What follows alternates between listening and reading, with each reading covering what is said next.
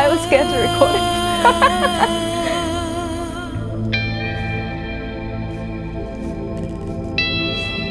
Garubagathee jinniyeke birumagathee hemveye Varudashu vima kana darumadini kakuba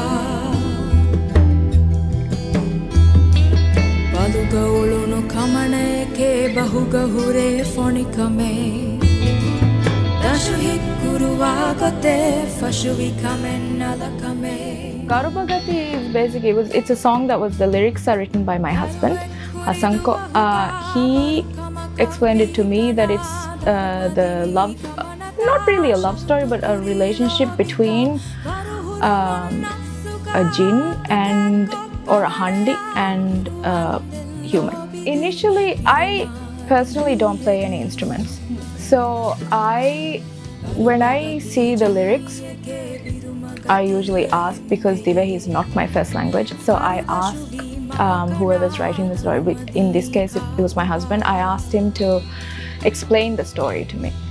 And with that, I thought, okay, this is how I want it to go. I need it to be a little bit scary. I wanted the mood to be that way. So I kind of made like the singing melody for it.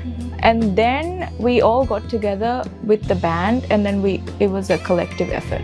So it was Adda on bass, myself on vocals, Ibbe on drums, Adli on guitar, Husentu on keys, and Fare joined us for backing vocals as well. I am hoping, it's been a long time coming, I would say. I mean, the last time I released a single was 5 years ago.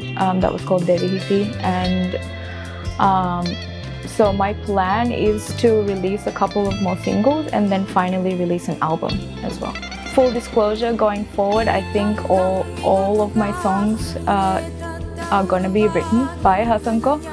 I got very lucky that we've made a team.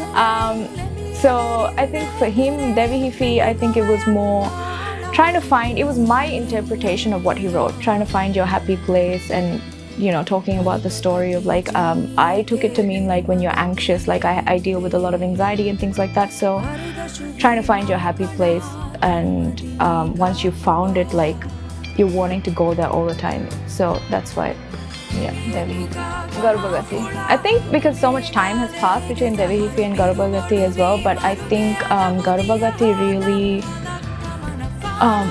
really, I love both. It's like asking to choose between two kids. They're both my babies. I love them both equally, but Garubagathee I might like a little bit more than the other one.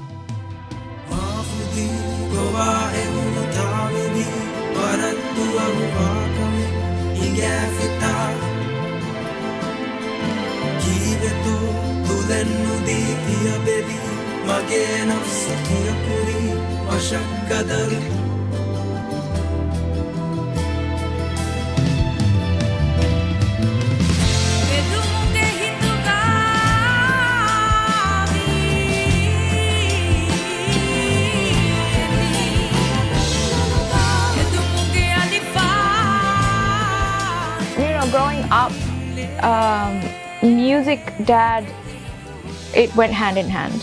There was no differentiating between that. I didn't even think of him playing music as that was his hobby, like, you know, that was his work or anything like that. For me, that was just something he did around the house, like a hobby. So I didn't even, like, until very later in life, I didn't even put two and two together that this is actually what he does for work and what he's actually good at. I think it was more when he was working on his last album, which hasn't been released yet, that I realized, oh, he's actually really good at what he does. You know, I started to appreciate him from a musician's point of view rather than he's just my dad. I've never intentionally set out to try and match what he did or remake what he made, but I think it's just something that's within me that it naturally comes out sounding that way, and I'm happy that it does, because it just means I get to keep him a little bit closer to my music as well. So I studied music as well. I chose voice as my instrument, and I studied music, and I did a lot of different vocal training, and the one that stuck to me was jazz training.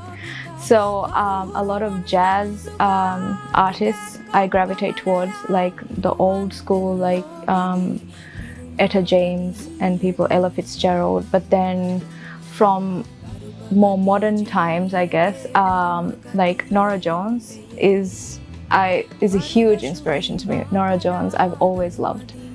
I don't think I had a choice.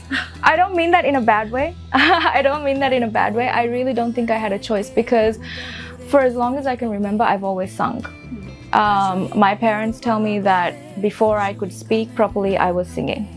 I was humming melodies and I was singing, and my dad has an ear for these kind of things, and he could hear that I could hold a melody. So he started training me from when I was really small, and he started seriously vocally training me from 5 years old.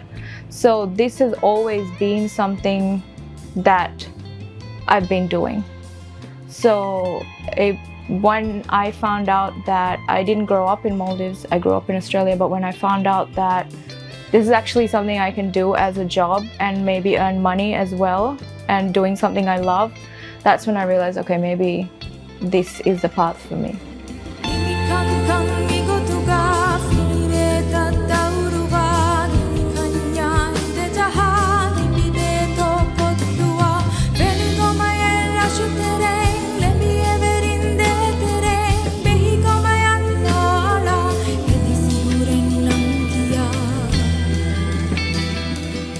Garubagathee jinniye ke birumagathi ehempeye Varuda shuvi ma kana dharumadini ka